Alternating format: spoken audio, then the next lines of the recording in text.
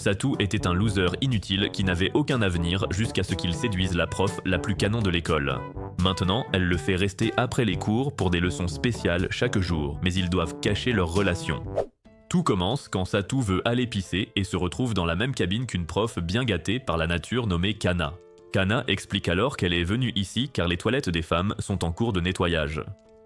Après qu'elle lui ordonne de sortir, il s'acharne à forcer la serrure sans succès et commence à craindre pour sa vie, sachant que tout le lycée redoute le tempérament explosif de Kana. Quand elle lui demande pourquoi il teste ses limites, il explique que la serrure est coincée, avant d'entendre soudain des voix approcher, ce qui le soulage en se disant que quelqu'un vient enfin à son secours. Cependant, Kana l'attire soudainement contre elle, le plaquant directement contre sa généreuse poitrine, et lui dit qu'ils auront tous les deux des ennuis si quelqu'un apprend qu'ils étaient ensemble dans la salle de bain. En réalisant qu'il a littéralement le nez plongé dans ses seins, il s'excuse et tente de se relever, mais elle lui demande d'y aller doucement car sa fontaine d'eau est sur le point d'entrer en éruption. Après s'être enfin dégagé, Satu tente de souffler, mais un ballon frappe soudain la fenêtre, faisant perdre tout contrôle à Kana. Quelques secondes plus tard, elle essaie de gifler Satu parce qu'il s'amuse de sa chute embarrassante, mais il la saisit rapidement et lui dit qu'il a lui aussi perdu le contrôle de sa vessie à ce moment-là. Une semaine plus tard, Satu décide d'aller à l'infirmerie pour sécher les cours à nouveau.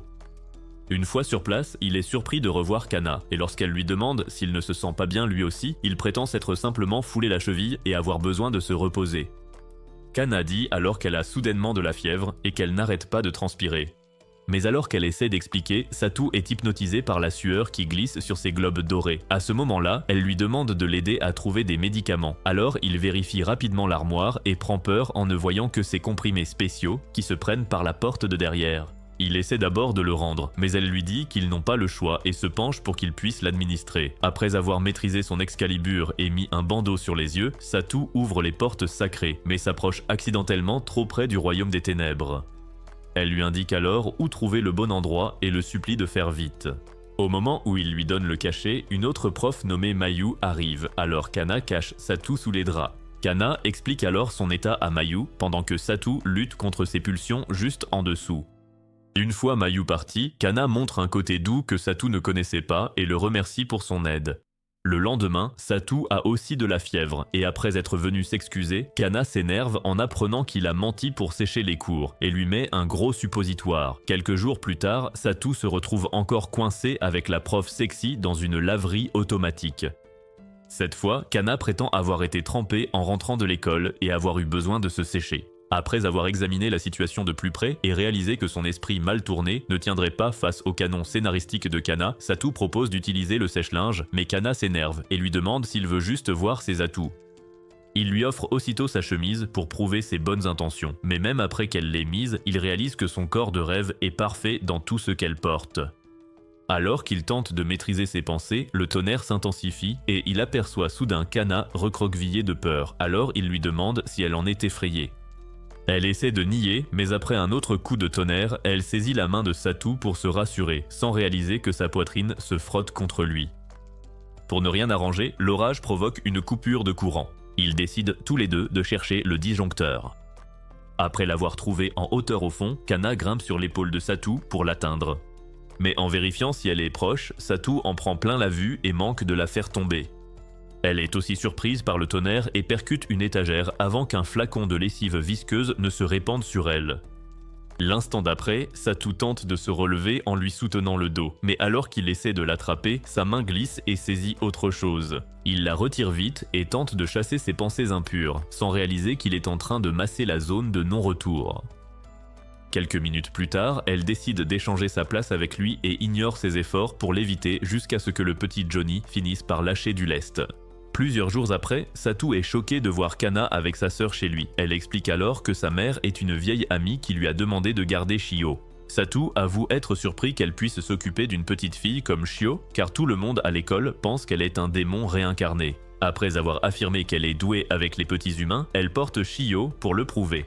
Mais Shio se met à hurler de toutes ses forces, alors Satu la prend. Kana admet alors être nulle avec les petits et dit qu'elle ne pourra jamais exaucer le vœu de ses parents de devenir grands-parents. En entendant cela, Satu lui demande si elle a un genre d'homme. Kana énumère alors toutes les qualités qui le définissent avant de réaliser ce qu'elle vient de faire et de dire qu'elle ne veut pas procréer avec lui. Pour éviter tout malaise, il suggère de jouer avec Shio dans l'eau puisqu'elle aime ça. Peu après, Kana entre dans la mini-piscine avec Shio et demande à Satu pourquoi il ne vient pas. Il prétend ne pas être d'humeur alors qu'il ne veut juste pas s'approcher de ses fesses. Après qu'elle l'ait surpris en train de regarder et qu'elle soit devenue timide, il se frappe la tête contre un mur pour calmer ses pensées intrusives. L'instant d'après, Shio retire le haut de Kana et en essayant de se couvrir, Kana la pousse accidentellement hors de la piscine. Heureusement, elle et Satu la rattrapent aussitôt, mais ils finissent par s'embrasser par accident. Alors qu'ils s'écartent en gênés, Shio repère quelque chose qu'elle n'a pas vu depuis longtemps et commence aussitôt à boire le lait de Kana. Satu essaye alors de l'écarter, mais Kana l'arrête et dit que c'est la preuve qu'elle peut aussi devenir mère. Des heures plus tard, la mère de Satu, Saki, revient et remercie Kana pour son aide avant de lui suggérer de sortir avec Satu puisqu'elle ne trouve pas d'homme. Des semaines plus tard, Satu tente de profiter du calme dans son sanctuaire otaku pour finalement trouver Kana rangeant ses vêtements avec son habituel regard froid. Après avoir demandé pourquoi il ne range jamais rien, elle explique que Saki l'a invitée et l'a forcée à entrer dès qu'elle est arrivée.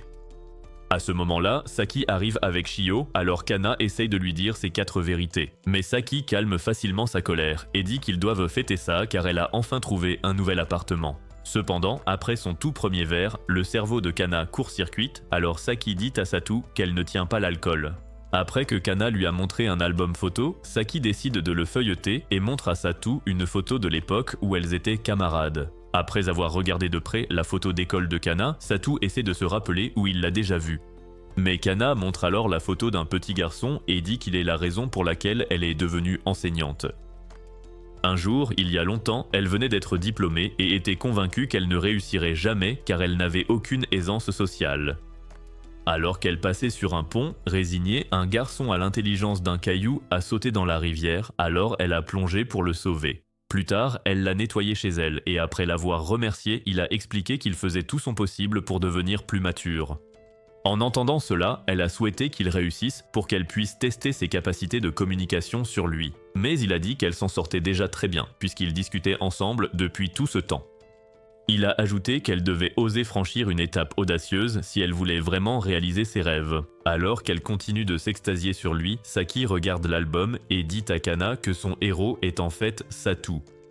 Après l'avoir serré dans ses bras pour le remercier, Saki l'isole et lui donne des conseils pour une gâterie parfaite afin de montrer à Satu sa gratitude. Elle dit ensuite à Satu de perdre son pucelage pour que Kana puisse enfin devenir sa belle-sœur.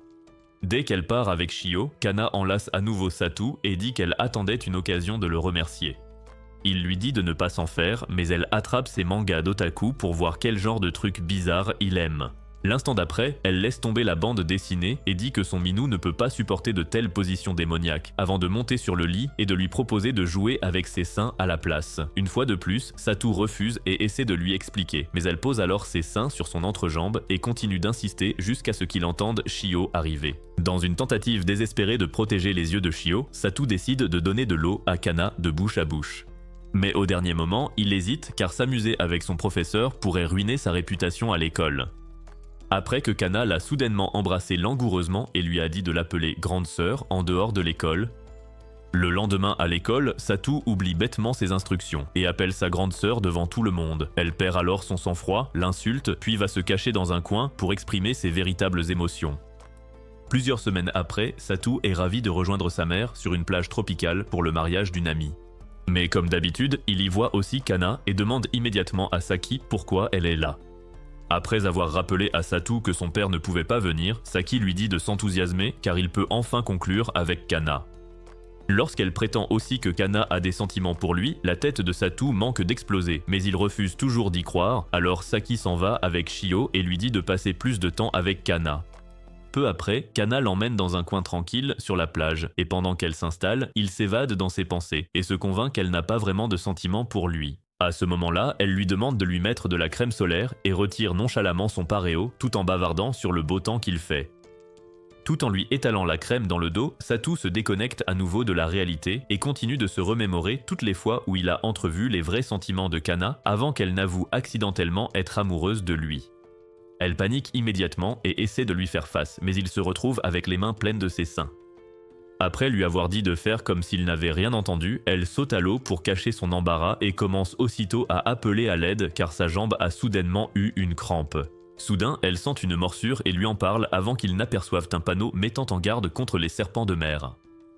Alors que Kana craint pour sa vie, Satu propose d'aspirer le venin et demande où elle a été mordue. Elle montre alors un endroit juste à côté de son entrejambe.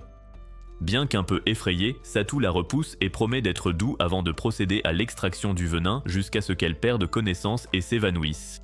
Bien plus tard, il retrouve Saki, qui taquine alors Satu pour avoir troublé Kana avant de courir devant pour rejoindre la réception du mariage. En chemin, Kana remercie encore Satu pour son aide et dit qu'ils auraient dû passer un peu plus de temps à s'amuser ensemble. Il suggère ensuite de revenir après être entré à la réception, mais Kana interprète cela comme un désir de l'épouser et s'emporte. Quelques jours plus tard, ils rentrent chez eux, et en dînant avec Mayu, Kana lui raconte le voyage, mais omet ce qui s'est passé avec Satu avant de recevoir soudainement un appel de sa part. Alors qu'elle se laisse distraire et continue de lui parler, Mayu commence à rêver de Suzuki. Pendant le déjeuner le lendemain, Suzuki est choqué quand Satu lui annonce que Kana est désormais officiellement sa petite amie. Cependant, il est surtout contrarié que Satu ne déjeune plus avec lui et lui rappelle que littéralement tous les autres élèves ont peur de son visage. Satu rappelle ensuite à Suzuki qu'il sera bientôt diplômé et lui souhaite bonne chance avec sa vie sociale inexistante avant de partir rejoindre Kana. Quelques minutes plus tard, Suzuki accepte qu'il est destiné à être seul et essaie de profiter de son déjeuner en paix. Mais soudain, Mayu arrive et lui demande s'il veut manger avec elle. Après avoir pris un moment pour s'assurer que ce n'est pas un fantasme dû à la drogue, il lui demande si son visage hideux ne la dérange pas. Alors elle lui prend la main et dit qu'elle n'aura jamais peur de lui. Un instant plus tard, elle jette un coup d'œil à son déjeuner et loue ses talents de cuisinier. Après avoir aussi dit qu'elle adore goûter de nouveaux plats, elle suggère d'échanger une partie de leur nourriture et essaie de lui donner à manger. En réalisant qu'il voulait juste qu'elle le dépose dans son assiette, Mayu panique et tente d'expliquer que nourrir les élèves est tout à fait normal. L'instant d'après, elle glisse et après avoir arraché sa jupe en tentant de la sauver, Suzuki s'excuse et propose de l'aider. Lorsqu'elle se plaint d'être coincée, il l'extrait de l'eau mais active accidentellement le jet, ce qui asperge violemment son entrejambe. Peu après, il s'excuse et lui tend son pull, car ses vêtements sont trempés. Des heures plus tard, Kana remarque qu'elle a porté le pull toute la journée et lui demande si elle a des sentiments pour Suzuki. Mayu nie aussitôt et dit qu'une prof ne devrait jamais batifoler avec ses élèves, ce qui fait regretter à Kana ses galipettes secrètes avec Satu. C'est alors que Mayu voit que Suzuki a laissé son pass de bus dans le pull, elle court donc le rejoindre dans le train. Cependant, ils se retrouvent à quelques centimètres l'un de l'autre à cause de la foule. Mayu remarque aussi que sa chemise est coincée dans la porte, elle tente de la dégager mais un virage soudain la projette contre Suzuki. Après avoir calmé ses ardeurs, Suzuki lui demande de s'écarter mais elle refuse et explique que sa chemise s'est ouverte. Pire encore, elle a oublié de mettre son soutien-gorge après l'incident du déjeuner. Il propose donc de la couvrir avec sa veste. L'instant d'après, un autre changement de voix le pousse à la plaquer contre la portière, et après avoir compris qu'il ne peut plus reculer, Suzuki propose de l'aider avec les boutons. Mais après les premiers boutons, il saisit ses seins en pensant que ce sont des boutons, et passe les minutes suivantes à les presser jusqu'à l'épuiser. Bien plus tard, ils arrivent enfin à la gare, mais un agent remarque la chemise froissée de Mayu et demande si Suzuki l'agressait dans le train. Après qu'il a nié, l'agent devient bien plus suspect, alors Mayu lui prend le bras et affirme qu'ils sont en couple. Elle remarque alors l'air choqué de Suzuki et lui dit de jouer le jeu pour que l'agent s'en aille. Cependant, Suzuki est convaincu qu'elle essaie juste de le sauver. Il lui dit d'arrêter de jouer la comédie et qu'il gérera la situation. Mais cela la bouleverse car elle pense désormais qu'il déteste l'idée de sortir avec elle. Plusieurs jours après, Suzuki est dans l'embarras sous les regards choqués alors qu'il achète 2 pochettes surprises, souvent vues comme des jouets pour enfants ou pour pervers. C'est alors qu'il entend une voix familière et voit Mayu qui est aussi venue chercher une pochette surprise. Ils rentrent donc ensemble et il explique qu'elles sont en fait pour ses frères et sœurs. Après que Mayu a avoué qu'elle les a toujours aimés, Suzuki réalise qu'il pleut et se demande comment rentrer sans être trempé. Heureusement, Suzu et Rei, sa fratrie, arrivent avec un parapluie. Ils proposent donc à Mayu de les accompagner pour ne pas être mouillés. Peu après, elle tente de cacher son plaisir de marcher à ses côtés pendant qu'il dit à Suzu et Rei d'arrêter de jouer sous la pluie. Après s'être excusé pour le bruit, ils demandent à voir les pochettes, mais il refuse et dit qu'il faut attendre d'être à la maison. Naturellement, il l'ignore et ouvre la pochette surprise. Mais alors que Rei est ravi de voir son panda, Suzu s'énerve et demande pourquoi il a acheté un poisson rouge. En entendant cela, Mayu propose un échange car elle a aussi eu un panda, alors Suzu lance son poisson rouge en l'air avec excitation. L'instant d'après, il tombe pile dans les melons de Mayu et continue de s'agiter contre le bout. Elle essaie donc de cacher son expression, espérant qu'il finira par tomber. Comme si ça ne suffisait pas, Suzu la serre fort pour la remercier du panda, ce qui intensifie la pression sur ses melons. À ce moment, Rei voit un camion arriver, alors Suzuki les écarte de la route et s'accroupit avec le parapluie pour protéger Mayu de la pluie. Cependant, il enfonce accidentellement le parapluie dans son minou et commence à le bouger pour résister au vent tandis que Mayu retient l'envie de chanter de joie.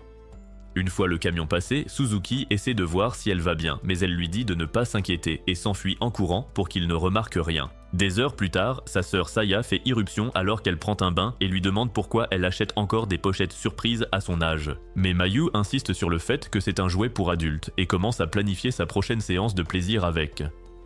Quelques jours plus tard, Satu arrive dans un bar pour ramener Kana chez elle, car elle a bu bien plus que ce que son foie pouvait supporter. Après avoir remercié Mayu pour l'appel, il s'en va, laissant Mayu se demander si elle trouvera quelqu'un qui tient assez à elle pour venir comme Satu l'a fait. Elle s'endort ensuite et rêve du jour où elle devait passer son examen pour devenir enseignante. Pour éviter les embouteillages, elle avait décidé de courir jusqu'à l'école. Mais après avoir trébuché et cassé ses chaussures, elle a accepté la défaite, pensant que ses rêves d'enseigner étaient finis. C'est alors qu'elle a vu le visage de Suzuki pour la première fois et a failli avoir une crise cardiaque avant de réaliser qu'il voulait juste l'aider. Après qu'elle lui a expliqué la situation, il l'a soudainement portée sur son dos et a commencé à sprinter sur plusieurs pâtés de maison pour l'amener à l'école. À ce moment-là, Mayu a réalisé que son visage laid cachait bien plus, mais sa vitesse a fait craquer les vêtements couvrant ses melons. Pour ne rien arranger, son stylo de ceinture frappait aussi ses fesses alors qu'il montait les escaliers, mais heureusement, il est arrivé à l'école avant qu'elle n'atteigne le point de non-retour. Elle l'a immédiatement remercié et s'est excusée pour le dérangement, mais il a dit que ce n'était rien car il adore le sport et s'est vite enfui avant qu'elle ne demande son nom. Après ce retour dans le passé, Mayu se rend compte que Suzuki l'a portée. Elle lui demande alors comment il a su où elle se trouvait, et il lui explique que Satu l'a appelée après avoir accompagné Kana chez elle. À cet instant, Mayu réalise que c'est l'occasion idéale de lui avouer ses sentiments, mais elle panique au dernier moment et le remercie simplement pour son aide. Plusieurs semaines plus tard, Mayu, Saya et Suzuki se rendent à la seconde académie pour organiser un festival. Et après s'être présenté à un membre du conseil de petite taille nommé Takashi, celui-ci fait de même et s'excuse pour le retard de sa conseillère. C'est alors que Hikari déboule et le serre dans ses bras avant de jeter un œil aux filles et de demander si elles sont son genre. Takashi essaie immédiatement de la faire taire, mais elle continue de le taquiner et dit que Mayu conviendrait parfaitement à sa petite carotte. Après les cours, Takashi rentre chez lui et décide de s'occuper seul des plans du festival car Hikari est visiblement trop immature pour prendre quoi que ce soit au sérieux. Pourtant, dès qu'il entre chez lui, elle l'accueille et lui dit que son chauffage est en panne, c'est pourquoi elle a décidé de s'installer chez lui. Il lui demande aussitôt de partir, mais elle l'ignore et l'attire contre sa poitrine pour se réchauffer un peu plus. Après avoir tenté en vain de se libérer, il se résigne car elle le traite comme un ours en peluche vivant depuis qu'ils habitent l'un près de l'autre. Quelques minutes plus tard, elle lâche enfin prise, alors il se redresse et réalise que sa force excessive a fait s'ouvrir son haut.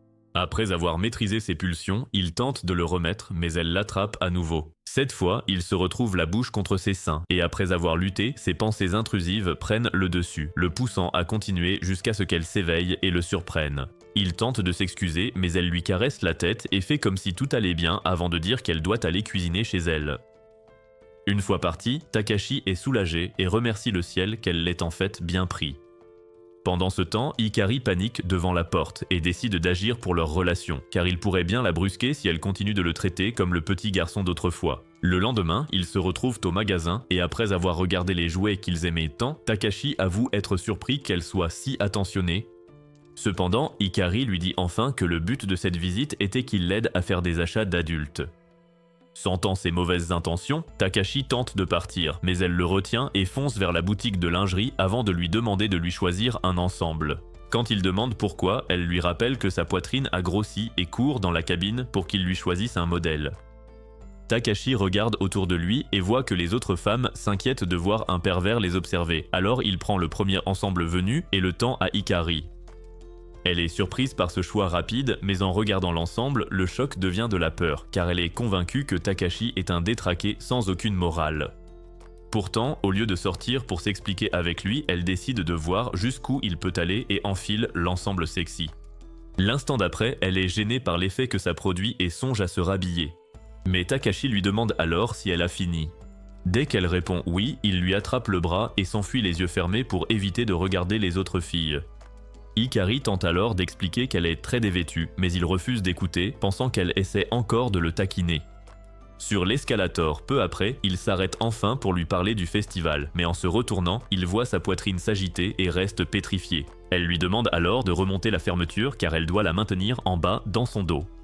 Alors qu'il peine à la remonter sur sa poitrine généreuse, elle l'attire vers elle et finit coincé sur la rampe. Après quelques minutes de bruit joyeux, il s'arrête dans un restaurant pour grignoter et Takashi s'excuse d'avoir été si imprudent. Hikari promet alors de le faire payer, mais après avoir boudé quelques minutes, elle le serre dans ses bras et dit qu'elle ne pourra jamais lui en vouloir pour quelque chose d'aussi trivial. Elle part ensuite chercher des boissons alors qu'il reste assis et se demande pourquoi elle fait comme si de rien n'était alors que son expression montrait qu'elle voulait désespérément se faire craquer.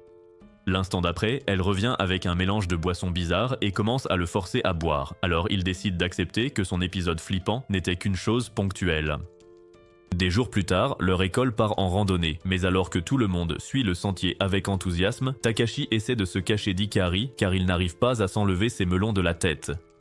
Quand elle finit par le trouver et lui demande pourquoi il agit bizarrement ces derniers temps, il glisse, alors elle lui attrape le bras pour le sauver. Malheureusement, leur poids fait casser la branche et tous deux tombent dans le courant déchaîné pour finir dans une grotte quelques minutes plus tard. Pendant que Takashi essaie de rester au chaud, Hikari regarde la pluie et continue de lui demander pourquoi il agit bizarrement. Après s'être rappelé qu'il a toujours mal supporté le froid, elle lui demande s'il va bien et voit qu'il présente déjà les premiers signes d'hypothermie.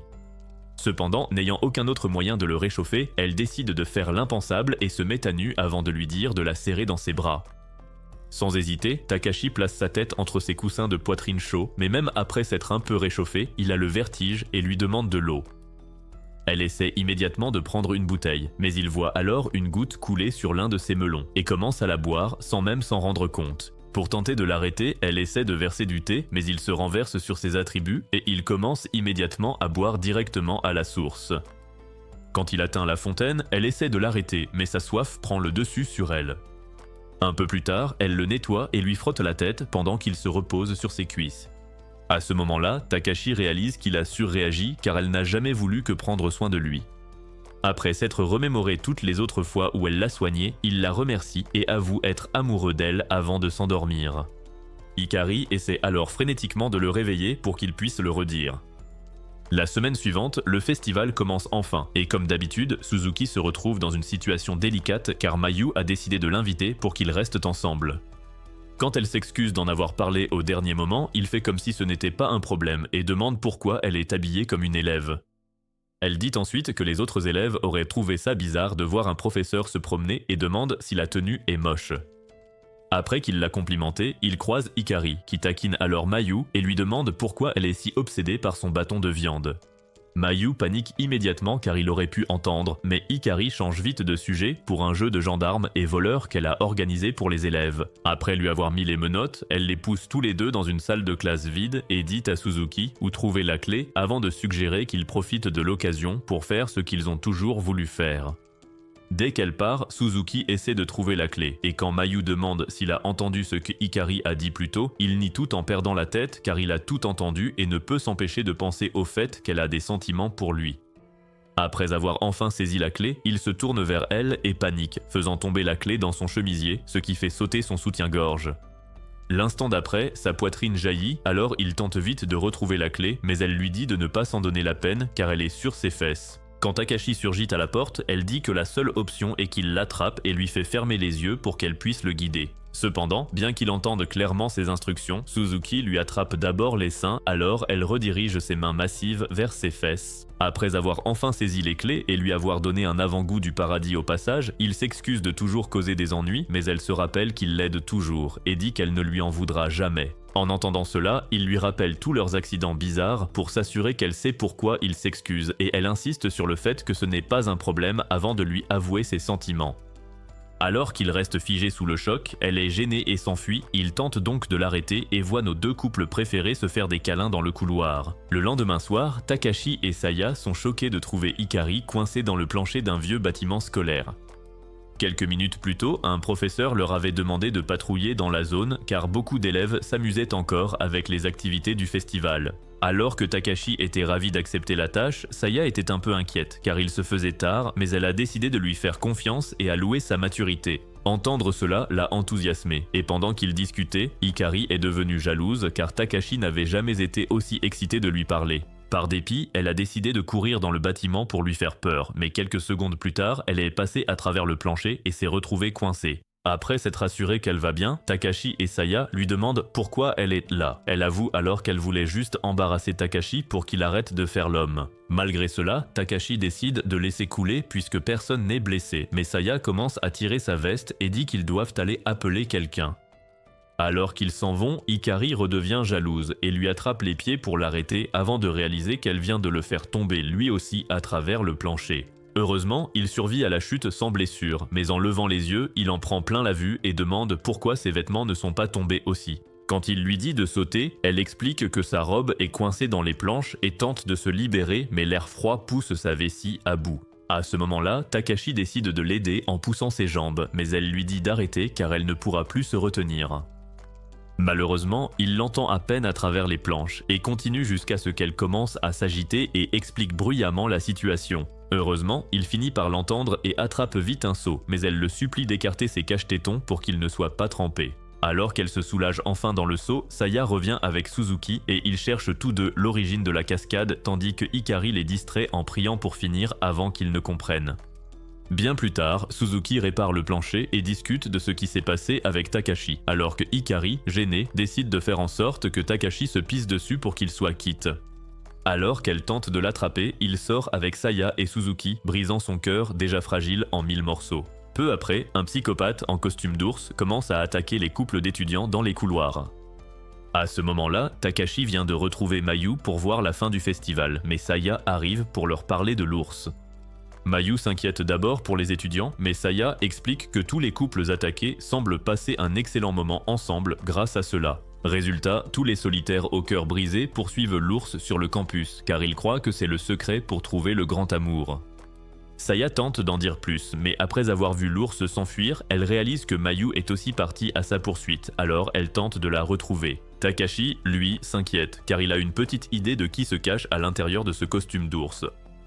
Quelques minutes plus tard, Hikari entre dans la salle de sport et retire son casque pour enfin prendre l'air. Après s'être demandé pourquoi tout le monde voulait soudain la capturer, elle se rappelle ce qu'a fait Takashi et s'étonne qu'il soit devenu un tel séducteur. À ce moment, il entre et lui demande si ça va, mais elle est choquée et veut savoir comment il a su qu'elle était l'ours psychopathe. Après avoir dit qu'il avait eu un pressentiment, il tente de partir avec elle, mais une autre vague de célibataires déboule, alors elle le tire à l'intérieur. Elle vérifie qu'ils sont partis avant d'appeler Takashi et de réaliser qu'il est tombé à l'intérieur du costume. L'instant d'après, son téléphone s'allume et après avoir compris d'où vient cette odeur, il demande pourquoi elle est entrée sans sous-vêtements. Elle dit qu'il faisait trop chaud pour s'habiller et tente de le sortir, mais avec la friction, sa poitrine tombe sur son engin. Il le remarque vite et lui dit de se calmer car il ne pourra pas résister à ses seins tout en fixant ce qu'il aime le plus. Hikari est embarrassée et continue de s'agiter jusqu'à ce que son bâton magique lui jette un sort au visage. Plus tard, Suzuki et Saya les aident, mais quand Takashi veut partir, Hikari le retient et dit qu'il lui appartient pour toujours. À ce moment, Mayu, qui a couru tout ce temps, aperçoit une paire de bottes et pense que c'est l'ours. Elle l'enlace donc et avoue son amour pour Suzuki avant de lever les yeux et de voir son visage choqué. Elle tente de s'excuser, mais il l'arrête en disant qu'il n'a pas les moyens de s'occuper d'une bombe comme elle. Ça la rend triste, mais il lui demande si elle veut sortir avec lui jusqu'à ce qu'il soit stable pour qu'il se marie. Après qu'elle se soit évanouie sous le choc, Saya lui demande s'il a perdu la tête, mais il semble confus et demande si cela n'a pas toujours été le plan. Peu après, une autre prof nommée Chizuru voit Hikari et Takashi main dans la main et rêve d'avoir quelqu'un à voir en secret. Plus tard, un fauché nommé Tanaka entend parler des amours interdites de Satu et Suzuki et s'étonne, n'ayant jamais eu de copine. Pourtant, il décide de ne pas se laisser abattre et se dit que c'est sûrement parce que les profs de leur école sont cool. C'est alors que Satu lui dit que Takashi a aussi eu droit à des faveurs de Hikari. Après un temps de réflexion, Tanaka jure de se trouver une copine d'ici 3 mois et s'enfuit pour cacher ses larmes. Bien plus tard, le travail en cuisine devient bien plus intense, alors il admet que trouver l'amour sera impossible tant que sa vie tournera autour de chefs dopés aux stéroïdes. Juste au moment où il sort vider la graisse usagée, Chizuru apparaît et se retrouve aspergé d'huile. Il l'emmène donc vite au vestiaire et lui propose de lui trouver une nouvelle chemise. Lorsqu'elle lui dit froidement qu'elle préférerait boire un café au calme plutôt que de l'entendre s'excuser, son cœur se glace en se rappelant pourquoi tout le monde à l'école est terrifié à l'idée d'être seul avec elle. Il finit par dégoter une chemise neuve et attend patiemment qu'elle la prenne, mais elle retire soudain celle qu'il a gâchée, révélant une poitrine généreuse qui grille le peu de neurones qu'il lui reste. Après quelques minutes, pour reprendre ses esprits, il s'excuse encore et tente de partir, mais il glisse sur la chemise pleine de graisse et lui retire accidentellement son soutien-gorge. Une fois de plus, ses atouts et son corps de rêve font bugger son cerveau, alors elle lui dit de s'enlever. Mais en essayant de reculer, il réalise qu'il s'est foulé la cheville et se sert de sa poitrine comme coussin pour ne pas tomber. Au lieu de l'agresser comme une adulte sensée, Chizuru lui demande s'il a besoin d'aide pour sa cheville, mais il l'ignore totalement pour se focaliser sur les légers mouvements qu'il vient de remarquer. Cela finit par la faire réagir, alors elle lui cache la vue et lui dit d'arrêter de regarder.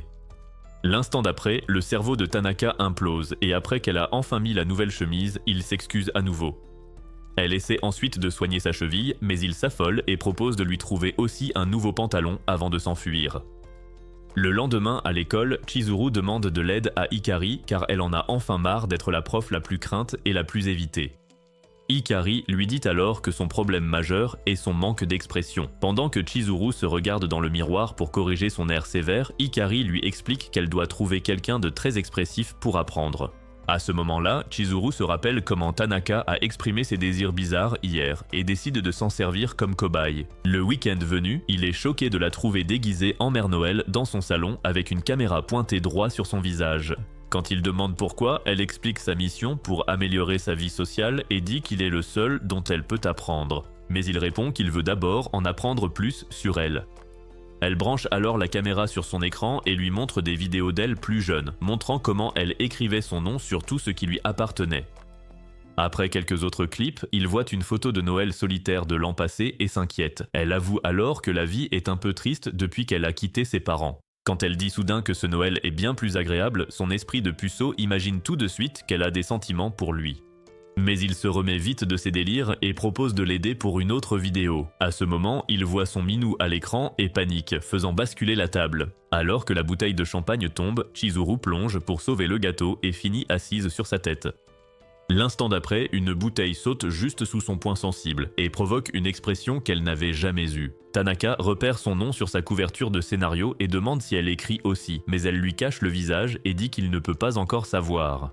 Quelques minutes plus tard, elle met son short et il s'excuse pour tout avant de la remercier d'être venue. Après qu'elle lui a offert un cadeau, il sort aussi une boîte pour elle et dit qu'il voulait l'offrir pour un premier rendez-vous.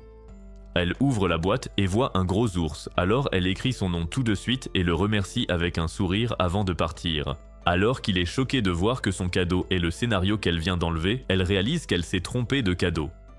Dans une station balnéaire, quelques semaines plus tard, Tanaka n'en croit pas ses yeux quand Chizuru arrive pour passer la journée avec lui. Quelques jours avant, il avait décidé de la raccompagner comme d'habitude, mais cette fois, elle voulait vraiment le remercier malgré ses refus répétés. Après lui avoir parlé d'une loterie et promis de partager ses gains avec lui, elle a joué et a gagné des billets gratuits pour la station balnéaire. De retour au présent, il a toujours du mal à croire qu'elle passerait vraiment toute la journée seule avec lui. Juste au moment où il réalise qu'elle a peut-être des sentiments, elle l'emmène au bord de l'eau et se déshabille pour aller nager. Hélas, Tanaka montre le panneau d'interdiction de baignade, ce qui la gêne, alors il cherche d'autres activités amusantes à faire ensemble. Après lui avoir trouvé un Bernard l'ermite avec lequel jouer, il commence à se sentir mal qu'elle ne puisse pas profiter de l'eau comme elle le voulait. Mais il aperçoit alors sa valise sur le point d'être emportée par le courant. L'instant d'après, elle tombe dans l'eau et perd sa housse de chaton dans la foulée, mais il s'en rend à peine compte et saute à l'eau pour la sauver. Elle essaie de lui dire ce qui s'est passé, mais il la remonte vite et en prend plein la vue quand il lève les yeux. Malgré ça, il arrive à la hisser sur le bord, mais ses nouveaux amis crabes s'intéressent aux énormes meules qui leur tombent dessus. Après qu'un crabe en a saisi une, Chizuru retombe sur lui et appelle à l'aide. Il tente d'enlever le crabe, mais attrape le mauvais melon. Bien plus tard, il lui demande si elle a perdu quelque chose dans l'eau, et en vérifiant ses affaires, il aperçoit un magazine sur des lieux de rendez-vous et lui demande si elle avait tout planifié pour lui faire plaisir. Lorsqu'elle l'admet et dit qu'elle ne voulait pas qu'il se lasse d'elle, il devient tout gêné et lui assure qu'il ne se lassera jamais d'être avec elle. En entendant ça, Chizuru se sent mieux après ce rendez-vous raté et décide de rentrer, mais Tanaka se demande pourquoi son cœur bat si fort.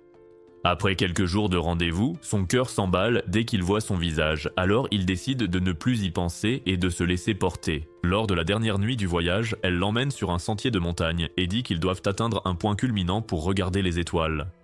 Cependant, il se met soudainement à pleuvoir, alors il se réfugie dans une grotte pour s'abriter.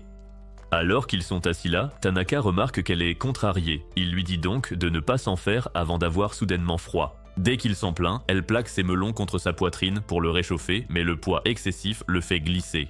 Après avoir dégringolé dans un trou, il se retrouve dans une position peu catholique. Tanaka essaie de sortir, mais elle l'arrête et explique qu'ils viennent d'entrer dans une grotte de stalactites. Il est perplexe. C'est pourquoi elle explique ensuite combien de temps les stalactites mettent à pousser et dit qu'ils ne peuvent pas risquer de les briser. L'instant d'après, elle commence à se déplacer lentement sur son corps pour protéger les stalactites, mais lui fourre accidentellement ses seins dans la bouche. Quelques minutes plus tard, il remonte sain et sauf. Chizuru reste contrarié qu'il n'ait pas pu voir les étoiles. À ce moment-là, le clair de lune illumine toute la grotte, alors il décide de s'en contenter. Quand Tanaka demande pourquoi elle voulait tant voir les étoiles, elle explique qu'une étoile filante aurait été l'occasion parfaite de souhaiter qu'un certain étudiant tombe amoureux d'elle. En entendant cela, Tanaka se met à rire et décide d'accepter qu'il est tombé amoureux d'elle, mais il oublie de garder ses pensées pour lui et se sent gêné quand elle répond comme si de rien n'était. Cependant, après avoir essayé de cacher ses vrais sentiments pendant quelques secondes, elle lui ferme les yeux pour qu'il ne voit pas son expression actuelle. Le jour de la Saint-Valentin de l'année suivante, Tanaka commence à perdre espoir en l'amour car il n'a toujours pas reçu de chocolat de Chizuru. Quand Takashi entre en classe pour lui montrer la boîte de chocolat que Hikari lui a faite, Tanaka pète un plomb mais finit par décider d'attendre que Chizuru arrive. Cependant, après des heures d'attente, il décide d'accepter qu'elle n'a jamais eu de sentiment pour lui et range ses affaires pour rentrer, pour s'apercevoir qu'une tempête de neige vient de commencer. Malgré cela, il décide de prendre le risque de rentrer à pied, mais en sortant, il entend un bruit sourd et voit que le corps de Chizuru s'est figé à cause de la chute de température insensée. Il l'emmène rapidement à l'intérieur pour se réchauffer près d'une cheminée dans une salle des professeurs, et après avoir réalisé que ses vêtements sont trempés, elle décide de les enlever. Tanaka s'attend alors à ce qu'elle se déshabille nonchalamment sous ses yeux, comme d'habitude, mais cette fois, elle lui dit de regarder ailleurs. Ensuite, il repère une boîte de chocolat et essaie de jeter un coup d'œil, mais elle s'en saisit rapidement, alors il demande si Hikari en a fait une pour elle aussi. Elle essaie alors de s'expliquer, mais le froid s'installe, il suggère donc de manger le chocolat pour se sentir un peu mieux. Quand elle propose de le partager avec lui, il lui dit de ne pas s'inquiéter car il se sent encore bien, alors elle essaie d'en prendre une bouchée, mais il fond soudainement sur sa poitrine. À ce moment-là, Tanaka essaie de l'aider, mais une glissade rapide projette son visage directement dans le chocolat. Après avoir tout mangé, il s'excuse, mais elle lui dit de ne pas s'en faire car elle l'avait en fait acheté pour lui. Elle explique ensuite comment Hikari l'a aidé à le préparer, c'est pourquoi les boîtes se ressemblent. L'espoir en l'amour de Tanaka étant restauré, il lui rappelle la fois où il a avoué ses sentiments pendant le voyage et dit qu'il est prêt à faire passer leur relation à l'étape suivante. Malheureusement, elle le rejette, alors il essaie immédiatement de partir. Mais après avoir jeté un œil dehors, il se rassoit et regrette d'avoir ouvert la bouche tandis qu'elle décide d'attendre qu'il soit diplômé. Des mois plus tard, il est enfin diplômé et parvient à peine à retenir ses larmes pendant son discours parce qu'il n'a pas réussi à perdre sa virginité à l'école. Chez lui ce soir-là, il est surpris de voir Satu et les autres, alors Satu explique qu'ils ont décidé de partir en voyage pour fêter son diplôme. Pendant qu'ils continuent de discuter, les filles commencent à cuisiner, mais Chizuru renverse soudain du beurre sur ses vêtements. Alors Hikari dit à Tanaka de lui apporter des vêtements propres pour se changer. Dans sa chambre peu après, elle le félicite et quand il essaie de la remercier respectueusement, elle lui dit d'arrêter de l'appeler professeur puisqu'il n'est plus étudiant. Embarrassé, Tanaka est convaincu qu'elle le déteste au plus haut point, alors il sort un survêtement et s'en va pour qu'elle puisse se changer. Cependant, elle réalise qu'il a mal compris et décide de lui dire ce qu'elle ressent vraiment après s'être changée. Après s'être débarrassée de ses vêtements sales, elle voit une photo de deux encadrée et prend sa décision. Mais elle la fait tomber accidentellement et plonge pour la sauver. L'instant d'après, un fil de pêche tombe aussi, et quand Tanaka arrive pour voir comment elle va, il la trouve emmêlée et coincée à la porte, alors il court chercher des ciseaux. À ce moment-là, elle entend Hikari et Takashi arriver et essaie de tirer le fil avec son entrejambe au lieu d'utiliser ses mains comme une personne normale. Comme prévu, elle s'épuise et accepte qu'il soit sur le point de voir ses fesses. Mais Tanaka intervient au dernier moment et ferme la porte avant d'en voir trop. Il la libère ensuite et essaie de partir, mais elle le serre soudainement dans ses bras et avoue qu'elle voulait sortir avec lui depuis des mois, mais qu'elle ne pouvait pas car il était encore étudiant à l'époque. Après avoir pleuré de joie, il la ramène au salon pour qu'ils puissent tous planifier le voyage. Quelques jours plus tard, les tourtereaux sortent tous pour renforcer leur lien, et après avoir beaucoup discuté, Tanaka emmène Chizuru près d'un arbre pour s'embrasser. Cependant, ils sont choqués de voir que tout le monde a eu la même idée. Quel professeur est le plus séduisant selon vous? Dites-le nous dans les commentaires et n'oubliez pas d'activer les notifications après vous être abonné pour ne jamais manquer aucune de nos vidéos.